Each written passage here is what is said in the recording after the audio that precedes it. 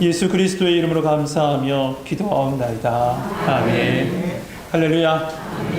5월의 마지막 주일이자 이 성령 강림 주일, 많은 비 속에서도 예배 자리를 구별한 우리 모든 성도인들에게 하나님의 평강과 은혜가 함께 하시길 주님의 이름으로 축복합니다. 아멘. 징병제를 채택한 이 나라에 속한 우리 청년들, 특별히 우리 남자 청년들의 고민은 다 똑같은 것 같습니다. 뭐일 것 같습니까? 군대 문제. 예, 맞습니다. 군대 문제입니다. 다른 나라 이야기입니다. 우리나라 이야기가 아니고요. 한 청년이 군대를 가기가 너무나도 싫은 겁니다. 그래서 이 마음을 친구에게 하나씩 꺼내놓았죠. 정말 군대 가기 싫은데 어떻게 하면 이 징병검사에서 면제를 받을 수 있을까? 이렇게 친구한테 묻자 친구가 한마디 해요.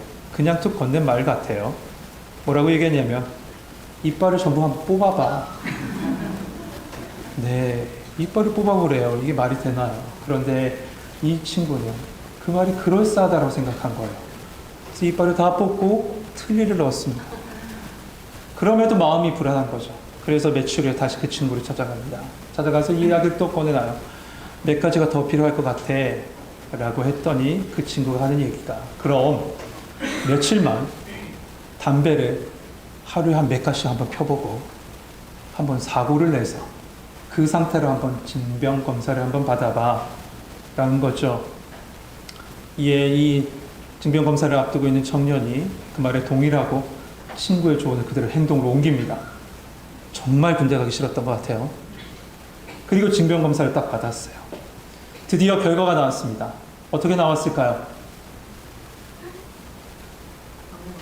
현역으로 나왔다라고 2부에 얘기하시던데, 그럼 너무 억울할 것 같아요. 그런데 다행히도 면제를 받았습니다. 면제를 받았는데, 근데 이 징병검사제 면제 사유를 이렇게 써놨어요. 귀하는 병역 판정 검사에 의거하여 심각한 치질로 병역의 의무를 면제합니다. 무슨 얘기인지 아시겠어요? 네. 이 청년은 지금까지 쓸데없는 행동을 하고 있었고, 쓸데없는 걱정을 하고 시간 낭비를 하고 있었던 거죠. 세상은 우리로 지혜롭게 살아가라고 이렇게 얘기합니다. 그러나 지혜롭다라고 하는 우리들의 행동을 대체적으로 바라보면 요행이나 임기응변적인 대처나 헛된 수고일 때가 참 많습니다. 그렇다면 성경에서 말씀하는 지혜는 과연 뭘까요? 그리고 우리에게 왜 지혜가 필요하다라고 말씀을 끊임없이 우리에게 강조하고 있는 걸까요? 5월 우리가 암송한 그 암송 구절 말씀이 야고보서 말씀을 통해서 그 은혜를 함께 나누고자 합니다. 야고보서 1장 5절 말씀 함께 외워보고 한번 함께 읽어볼까요?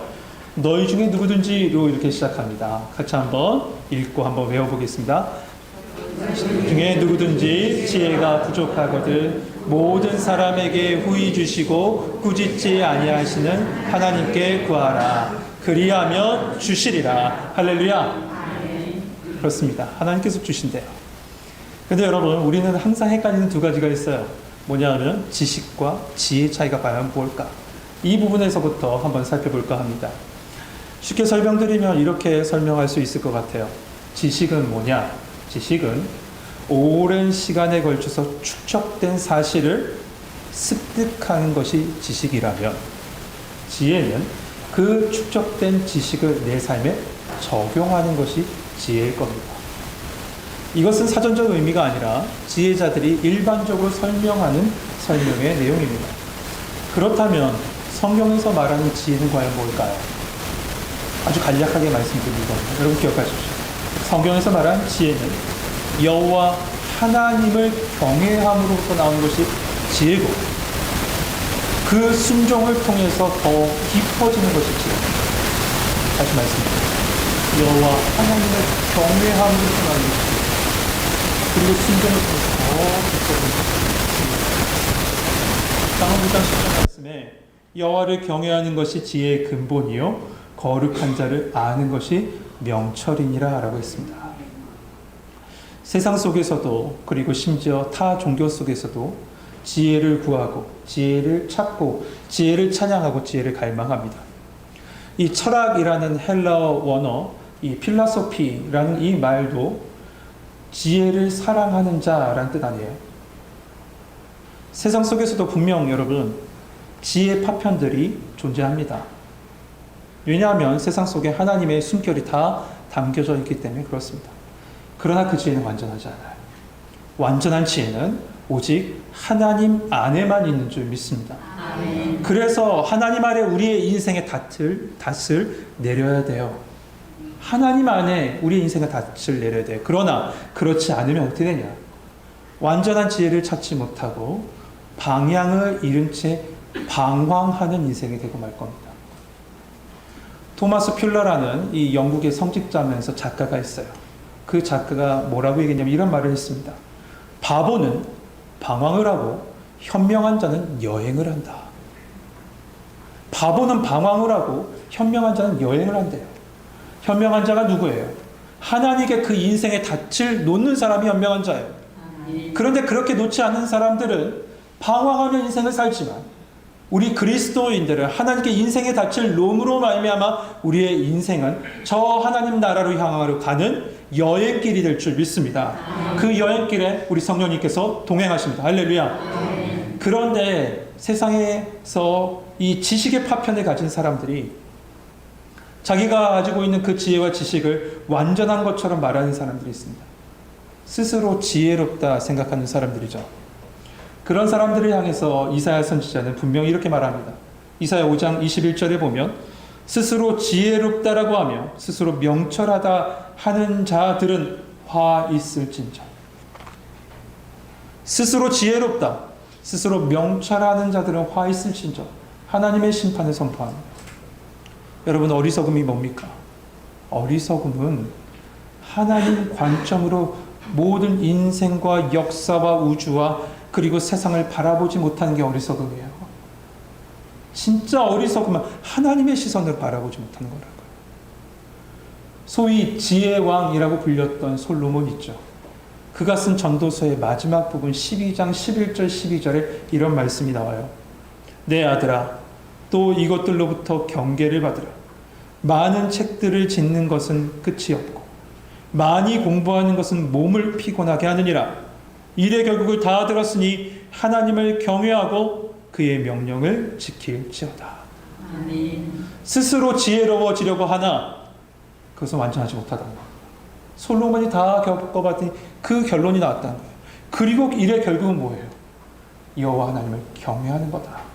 여호와 하나님을 경외하는 것이 그 안에 완전한 지혜가 있다라고 솔로몬은 마지막에 그렇게 고백하고 있습니다.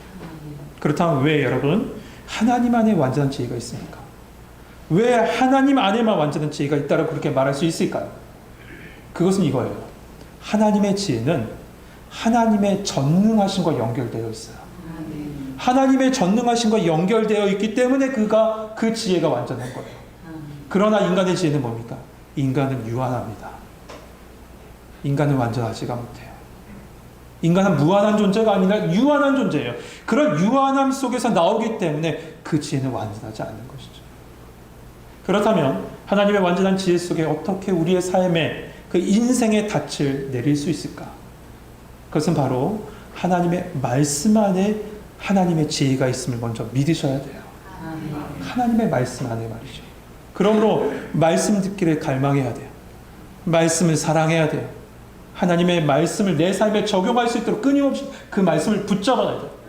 우리 천국교회 성도들은 그 말씀을 붙잡고 살아가는 성도 되시길 축복합니다. 아멘. 특별히 잠언의 같은 경우는 우리 삶의 지혜가 참 풍성히 하나님의 지혜가 풍성히 담겨져 있죠. 그런데 이 잠언의 말씀을 보면 그 지혜를 마치 사람인 것처럼 의인화해서 한 말씀들이 참 많이 있어요. 대표적이게 이 잠언 8장의 말씀입니다. 8장 1절 말씀 이렇게 시작해요. 지혜가 부르지 아니하냐, 명철이 소리를 높이지 아니하냐. 마치 지혜가 사람인 것처럼 부르고 소리 높인다고 이렇게 얘기합니다. 그런데 그 잠언 8장 마지막 절에 보면 아예 지혜가 직접 우리에게 이 말씀을 읽고 있는 우리에게 말합니다. 뭐라고 얘기하냐면 대저 나를 얻는 자는 생명을 얻고 여호와께 은총을 얻을 것이다. 그러나 나를 잃은 자는 자기 영혼을 해하는 자라. 나를 미워하는 자는 사망을 사랑하느니라. 여러분 여기서 나는 뭡니까? 지혜를 얘기해요. 하나님의 지혜. 그러니까 하나님 안에 있는 지혜를 붙잡는 자는 생명을 얻는데요. 하나님 안에 있는 지혜를 붙잡는 은총을 받는데요. 그러나 하나님의 그 지혜를 붙잡지 않은 자는 그의 영혼을 잃어버리고 해하며 사망을 사랑하는 자다라고 얘기하고 있어요. 그런데 여러분, 그 하나님의 지혜가 우리 가운데 찾아왔습니다. 잠언의 말씀은 의인화해서 그 지혜가 우리 가운데 이야기했다면 그 의인화한 것이 아니라 그 지혜가 아예 육신을 입고 이 땅에 오셨어요. 그분이 누구시죠? 맞습니다. 예수 그리스도께서 우리 가운데 찾아와 주셨습니다. 이사야 선지자는 예수님께서 오시기 미리 전부터 이 말씀을 이야기합니다. 이사야 11장 1절 말씀에 보면 이새의 줄기에서 한 싹이 나며 그 뿌리에서 한 가지가 나서 결실할 것이다 라고 했습니다. 이새의 줄기에서 나는 한 싹은 누구를 얘기하죠? 예수님이죠. 그런데 그 이어지는 그 말씀에 보면 그 위에 무엇이 임했다라고 얘기하냐면 여러분이 방금 읽었던 교동문 첫 번째 구절이에요. 이사야 11장 2절 말씀에 이렇게 얘기합니다. 그 위에 여호와의 영, 곧 지혜와 총명의 영이요 모략과 재능의 영이요 지식과 여호와를 경외하는 영이 강림하시리라. 예수 그리스도 안에 하나님의 지혜가 풍성히 임했는데 그 풍성이만 그 예수 그리스도께서 우리 가운데 찾아와 주셨다는 것이죠. 그래서 골로새서는 이렇게 2장에서 이렇게 고백합니다. 그 안에는 지혜와 지식의 모든 보화가 감춰져 있다고요. 그 안은 누구예요? 예수 안에 지혜와 지식의 모든 보화가 감춰져 있다는 것이죠. 여러분, 하나님의 지혜가 예수 그리스도를 타고 복음으로 우리 가운데 찾아온 것입니다. 할렐루야. 근데 그 예수님이 우리에게 오늘 본문을 통해서 말씀하신 건 이거예요. 그 지혜를 구하라고 하세요. 그 지혜를 찾으라고 하십니다. 그렇다면 왜 오늘 이 야고보서 말씀을 통해서 왜 지혜를 구하고 있고 지혜를 찾고 지혜를 붙잡으라고 하고 있는 것일까요? 예수님께서 십자가 지시고 부활하신 후에 40일 동안 이 땅에 계시면서 제자들과 여러 사람들을 만나시면서 하나님 나라의 일을 가르치셨습니다. 그리고 승천하시기 전 마지막 하신 말씀은 여러분이 잘 아는 사도행전 1장 8절 말씀이에요. 오직 성령이 너희 안에 임하시면 너희가 권능을 받고 예루살렘과 온 유대와 사마리아와 땅끝까지 이르러 무엇이 되겠다고요? 내 증인이 되리라 하시니라. 이 말씀을 받은 제자들은 어떻게 합니까? 바로 이 말씀 따라 그래 복음 전해야지 증인 돼야지 밖으로 나갔습니까? 아니에요. 나가지 않았어요. 그 전에 하신 예수님 말씀이 있어요. 그 예수님 말씀이 뭡니까? 먼저 약속하신 것을 기다리라고 했어요. 여러분, 약속하신 것이 뭐예요? 성령. 맞습니다. 성령이에요. 제자들은 그 약속하신 성령을 기도로 기다립니다. 기도하면서 기다렸어요. 그리고 오순절날 마가의 다락방에 바람같은 성령, 불같은 성령이 임합니다. 바로 그 날을 기념해서 우리가 성령 강림 주일, 오늘 이렇게 보내고 있는 거예요. 이 성령 강림 주일이 바로 교회의 시작이기도 합니다. 이렇게 성령이 임하자 성도들은 밖에 나가서 복음을 전하기 시작해요. 제자들은 복음을 전하기 시작하는데 그렇게 두려워 떨고 무서웠던 그들이 특별히 작은 어린 여성 아이의 그 말, 너 예수님과 한패다란 그 말을 들었던, 그러므로 말미암아 그 예수님을 부인했던 베드로까지도 예수님을 죽이려고 했던 산헤드린 공회 앞에 나가서 이렇게 선포하죠. 예수가 그리스도십니다. 살아계신 하나님의 아들이십니다. 그 예수를 너희가 십자가에 못 박아 죽겠다라고 강하게 선포해요. 그러자 이 말을 듣고 예루살렘에 모여있던 산헤드린 공회 근처에 있던 모든 사람들이 회개의 역사가 일어나는데 주님 앞에 나와 예수님을 믿고 교회는 더욱더 크게 부흥해 가기 시작합니다. 이렇게 되니 사단이 가만히 둘 수가 있겠어요? 가만히 있을 리가 없죠. 그래서 교회를 비판합니다. 교회를 비판하는데 아주 단계적으로 비판해요. 어떻게 단계적으로 비판합니까? 첫 번째, 위협을 해요. 너 예수님 전하지 마. 산헤드린 공회를 통해서 제자들과 많은 성도들에게 예수님 전하지 마라고 위협합니다. 첫 번째. 두 번째, 위협하다가 안 되니 물리적인 폭력을 가하죠. 폭력을 가해요. 그래도 성도들은 복음을 전했어요. 그것도 되지 않자 사단이 하는 방법은 교만과 거짓의 누룩을 교회에 심습니다. 그 사건이 바로 아나니아와 삽비라 사건이었죠.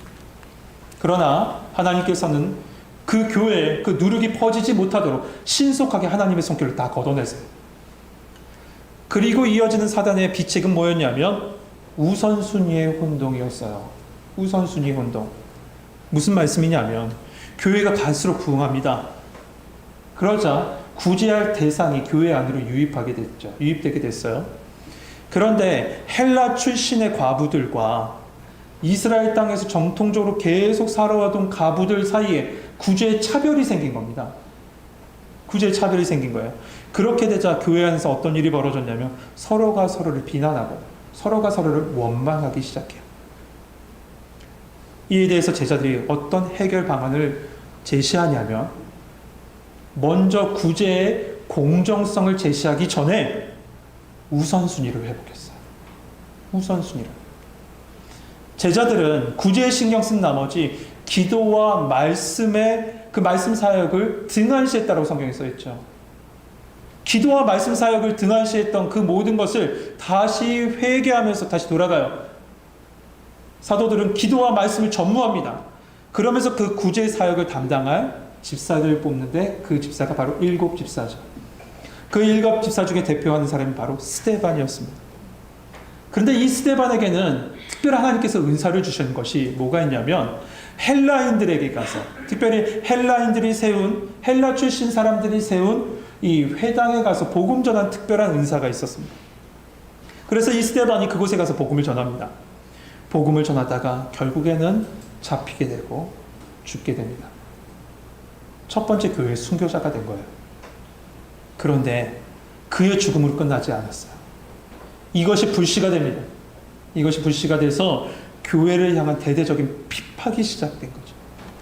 그래서 사도행전 8장 1절에 보면 예루살렘 교회 교인들이 사방으로 다 흩어졌다라고 되어 있어요. 그러니까 그 전까지 아주 왕성하게 부흥했던 교회가 흩어지게 된 거예요. 고난 중에 이런 고난이 있을 수가 없어요. 고난 중에 고난을 겪어요. 근데 여러분 보세요. 이 사건으로 인해서 어떤 일이 벌어지냐면 전 세계에 복음이 흩어지게 돼요. 전 세계로 복음이 전해지게 돼요. 여러분 예루살렘 교회가 부흥합니다. 부흥하면 부흥할수록 그들은 어떤 생각을 가졌냐면 자신에게만 집중하기 시작했어요. 우리 교회만 집중했어요. 이 정도면 됐지라고 생각했어요. 우리만 잘 지내면 돼요. 가족처럼 잘 지내면 되지 않나. 우리만 하고 울타리를 쳤어요. 그런데 하나님께서 이 사건을 통해서 그 울타리를 깨버리셨어요. 그리고 그 강한 손길로 모든 성도를 사명감하도록 사방으로 흩으신 거예요. 여러분, 이곳이 조사오니 하지 마십시오. 이 정도면 조사오니 하지 마세요. 하나님께서 더 크게 하실 일들이 있을 줄 믿습니다. 여러분의 자녀들을 볼 때도 그렇게 말씀하세요. 이 자녀 이 정도면 됩니다가 아니에요. 하나님께서 하실 더 큰 일들이 있어요. 그것을 기대하고 기도할 수 있는 우리 성도들 되시길 소망합니다. 그런데 왜 우리 생각으로 하나님의 일을 다 제안하고 계세요? 왜 우리 생각으로 하나님 이 정도면 됐죠? 라고 제안하고 계십니까? 하나님의 생각은 너무나도 크고 넓습니다. 내 생각 안으로 그 하나님의 생각을 제안하지 마시기 바랍니다. 사도행전 11장 19절에 보면 이런 말씀이 있어요. 그때 스데반의 일로 일어난 환란으로 말미암아 흩어진 자들이 베니게와 구브로와 안디옥까지 이르러 유대인에게 말씀을 전하니라. 아까 전에 말씀드린 대로 스데반의 사건은 복음이 전 세계로 퍼져가는 계기가 됩니다.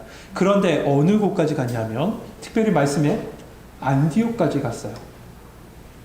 이렇게 복음이 전해진 안디옥, 그곳에 교회가 세워지는데 이 안디옥 교회가 선교의 전초 기지가 돼요. 그래서 이 안디옥 교회에서 파송한 건 누굽니까? 바울과 바나바잖아요. 이 안디옥 교회에서 바울과 바나바를 파송하게 돼요. 여러분, 스데반 사건, 예수님께서 승천하시면서 1장 8절에 말씀한 그 예수님의 말씀대로 전 세계에 복음이 전해지는 기점이 됩니다. 그런데 이렇게 흩어진 성도들, 이 흩어진 성도들 두 가지 특징이 있습니다. 첫 번째, 이들은 예수님 믿었어요. 예수님을 나의 주 나의 하나님으로 고백해요. 그리스도 되심을 믿었습니다. 그러나 그리스도인의 삶이 뭔지 몰라요. 아직까지는요. 복음을 받아들였지만 그 그리스도인의 삶을 살아가지 못해요. 한마디로 기초는 있는데 성숙하지 못했어요. 두 번째 특징이 있어요. 흩어진 교인들, 그 교인들은 이 큰 박해로 인해서 끊임없이 계속적으로 박해를 받습니다. 외적인 박해를 받아요. 그런데 내적으로도 어떤 일이 있냐면 서로 불안해하고 분열되는 양상을 보입니다. 이것이 흩어진 교인들의 모습이었던 거죠. 그러한 이들에게 예루살렘 교회의 기둥이면서 예수님의 친형제였던 야고보가 편지를 쓴 게 우리가 읽은 야고보서예요. 이 야고보서. 그래서 이 야고보서의 큰 주제는 이겁니다. 믿음의 성숙이에요. 예수님을 믿지만 아직 성숙하지 못한 성도들을 향해 믿음의 성숙을 얘기해요. 같이 고백할까요? 믿음의 성숙. 믿음의 성숙. 네, 이 야고보는 예수님께서 공생애를 하시고 특별히 예수님께서 사역하셨던 그 당시에는 예수님 믿지 않았습니다. 말씀에도 보면 예수님의 그 형제들이 예수님께 쫓아와서 예수님을 억지로 집으로 데려가려는 부분이 있잖아요. 그랬던 것이 야고보였어요. 그러나 부활하신 예수님이 고린도전서 15장 7절에 보니까 이 야고보를 만나주셨어요. 그리고 이 야고보가 예수님을 믿습니다. 그 이후에 예루살렘 교회의 리더가 돼요. 그 리더가 됐던 모습이 여러분 잘 아는 사도행전 16장에 나오는 예루살렘 공의회 있죠. 그 공의회를 이끌었던 것이 바로 이 야고보입니다. 그런데 이 야고보가 그 흩어진 성도들을 생각하니 마음이 아프죠. 이들이 더욱더 성숙해 가야 되는데 하면서 편지를 보는 게 이 야고보서죠. 그런데 이 말씀 중에 포인트가 두 가지가 있어요. 첫 번째 포인트는 뭐냐면 흩어진 성도들에게 너희들이 시험을 당할 때 다른 게 중요한 것이 아니라 먼저 너희의 마음과 그 생각의 태도가 중요하다. 이것을 먼저 우선 이 성도들에게 이야기합니다. 특별히 인내를 강조하는데요. 그 말씀이 2절 3절에 보면 나와 있어요. 1장 2절 3절 한번 볼까요? 내 형제들아 너희가 여러 가지 시험을 당하거든 온전히 기쁘게 여기라. 이는 너희 믿음의 시련이 인내를 만들어내는 줄 너희가 알미라. 모든 시련을 통해서 인내를 통해서 이 시련을 이겨내라 라고 하고 있어요. 그러면서 그 시험을 이길 수 있는 힘으로 오늘 본문에서 무엇을 강조하냐면 지혜를 강조합니다. 우리 한번 5절 말씀 다시 한번 읽어봅시다. 5절 같이 읽겠습니다. 시작.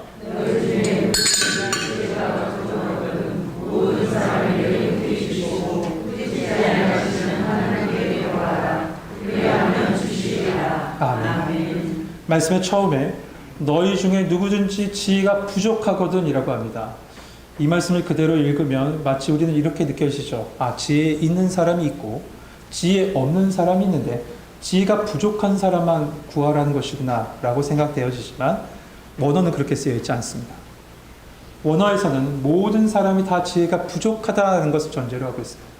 그래서 말씀의 올바른 번역은 이렇게 할 수 있습니다. 너희 중에 누구라도 지혜가 부족하기 때문에 너희 모두는 누구든지 다 지혜가 부족하기 때문에 구하라 라고 말씀을 볼 수 있는 거죠. 그러면서 그 지혜가 부족한 우리에게 말씀하십니다. 구하라고요. 하나님께 구하라고 말씀하세요. 근데 이 구하라는 말씀의 시제를 보니까 너희가 필요할 때만 찾아와서 내게 구해 이게 아니에요. 말씀은 끊임없이 계속적으로 구하라고 했어요. 끊임없이 계속적으로요. 네, 맞는 것 같습니다. 정말 우리의 인생이라는 게 하나님의 지혜가 없이는 단 한순간도 살 수 없는 것이 우리의 인생인 것 같지 않습니까? 정말 하나님의 지혜로 살아가야 되기 때문에 우리는 끊임없이 하나님께 지혜를 하나님의 지혜로 살아가야 돼요. 그런데 여러분 그 지혜가 앞서 말씀드렸죠. 우리 가운데 찾아오셨다고. 그 지혜가 누구를 말씀하고 있어요? 예수님을 말씀하죠. 그러니까 우리는 예수 그리스도를 붙잡고 하늘의 지혜를 구하는 거예요. 그러면 어떻게 하신다고 얘기했어요? 두 가지예요. 첫 번째, 후히 주시고 두 번째, 꾸짖지 아니하신대요. 후히 주신다는 이 말 하프로스라는 단어인데요. 갑자기 발음이 안 되네요. 예, 하프로스라는 이 단어는 순수하다, 단일하다, 무조건적이다라는 뜻을 가집니다. 이 말씀은 뭘까요? 하나님은 어떠한 조건을 걸지 않으신다는 거예요. 구하기만 하면 돼. 그러면 내가 너에게 더할 것이다. 하나님의 지혜를 줄 것이다. 하나님은 무조건적으로 우리 인생까지 구하는 자에게 주시겠다라고 지금 약속하고 계시는 거예요. 하나님의 열심이 보이지 않습니까? 주시겠다고 하는데 구하지 않고 있으니 하나님 참 답답하실 것 같아요. 네, 후히 주신답니다. 두 번째, 꾸짖지 아니하신대요. 꾸짖지 않는다는 이 말씀은 부끄럽게 하지 않는다는 뜻입니다. 사람들은 뭔가 하나 딱 주면서 굉장히 생생날 때가 많이 있습니다. 주면서 이게 너만 주는 거야 막 하면서. 그런데 이렇게 그 상대방이 주는 걸 받다 보면 우리 마음속에 왠지 부끄러움이 생겨요. 내가 이 정도도 없나 하면서요. 그런데 하나님은 그렇지 않으신다는 거죠. 결국 이 말씀은 뭘까요? 하나님은 계산하지 않으시고 진실하고 풍성하게 우리 가운데 부어주신대요. 누구에게요? 구하는 자에게 말이에요. 구하는 자에게 이렇게 지혜를 주신답니다. 그러면서 말씀은 이어집니다. 그리하면 주시리라고 기도 응답의 약속을 확실히 가르쳐주세요.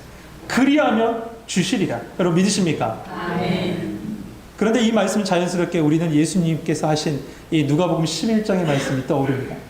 그 말씀이 뭡니까? 구하라, 찾으라, 두드리라. 그리하면 너에게 주시리라. 아멘. 그런데 여러분 그 말씀 가운데 좀 말씀 내려오면 11장 13절에 이 말씀으로 이어져요. 예수님께서 뭐라고 말씀하셨냐면 너희가 악할지라도 좋은 것을 자식에게 줄 줄 알거든 하물며 너희 하늘 아버지께서 구하는 자에게 성령을 주시지 않겠느냐라고 말씀합니다. 다른 공간복음서에서는 좋은 것을 주시지 않겠느냐라고 했어요. 근데 누가복음은 성령을 주시지 않겠느냐라고 얘기합니다. 왜 성령을 주신다라고 얘기할까요? 왜 좋은 것이 성령이 될까요? 그건 바로 성령님께서 우리 인생에 가장 필요한 것을 잘 아시고 우리의 필요에 따라 가장 알맞은 것, 가장 선한 것으로 우리 가운데 공급하시는 분이, 나눠주시는 분이 바로 하나님이시긴 성령 하나님이시기 때문에 그렇습니다. 아멘. 그러니까 지금까지 말씀 한번 종합해보죠. 처음부터 한번 말씀 한번 기억해보세요. 여러분 지혜의 원천은 누구 안에 있다고 했습니까? 하나님 안에 있다고 했잖아요. 하나님은 모든 지혜의 원천이라 잠언 9장 10절 말씀을 나눴습니다. 그런데 그 지혜가 우리 가운데 찾아왔다고 했어요. 누구를 통해서요? 예수님을 통해서 우리 가운데 찾아와 주셨어요. 그리고 성령님은 그 지혜를 우리에게 나눠주시는 분이에요. 이와 같이 성부, 성자, 성령, 하나님께 구하랍니다. 믿음으로 구하라. 그리하면 주시리라. 하늘의 지혜를 더하시겠다라고 말씀해 주고 계세요. 성도 여러분, 믿음이란 내 현실의 문제를 자기 암시적으로 괜찮아 하며 과소평가하는 게 믿음이 아닙니다.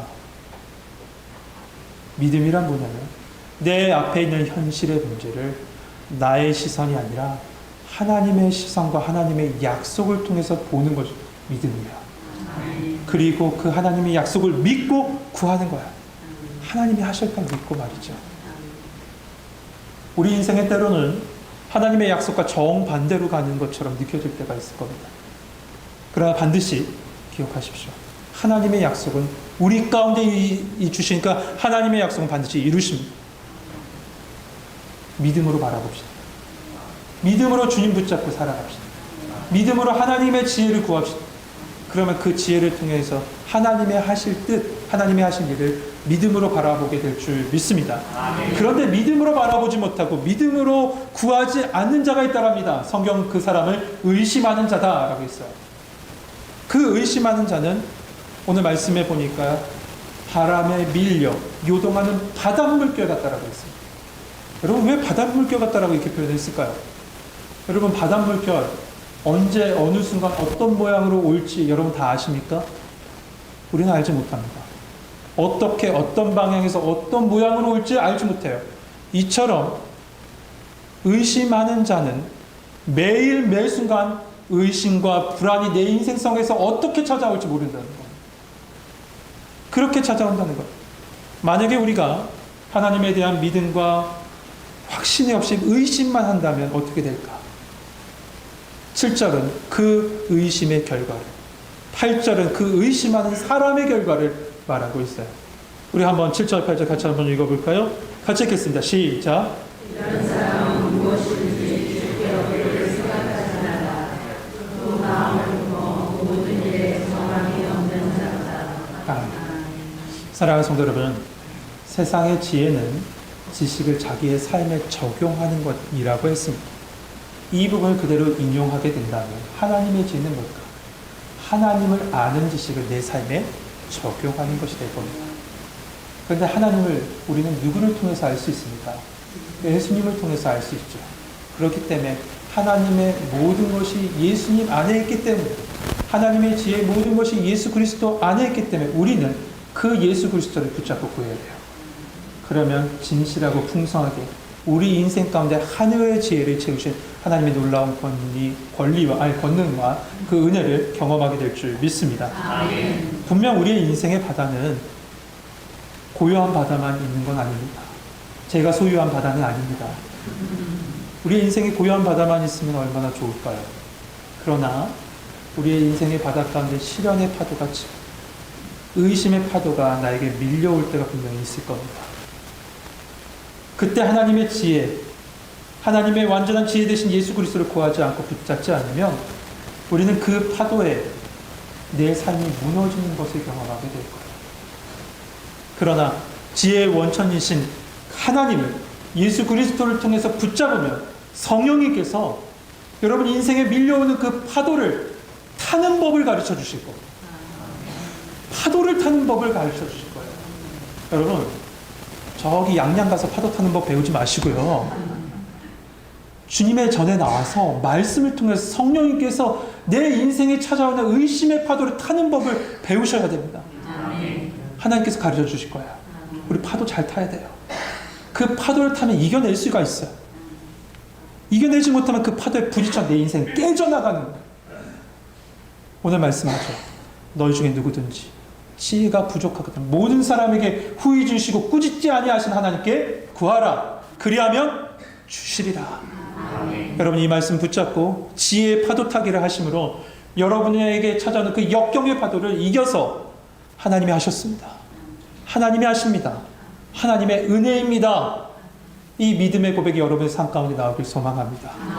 지혜로 복음의 삶을 살아가는 우리 성도님들의 삶을 하나님께서 지키심으로 하나님의 살아계심과 살아주심을 경험하게 하실 줄 믿습니다. 기도하겠습니다.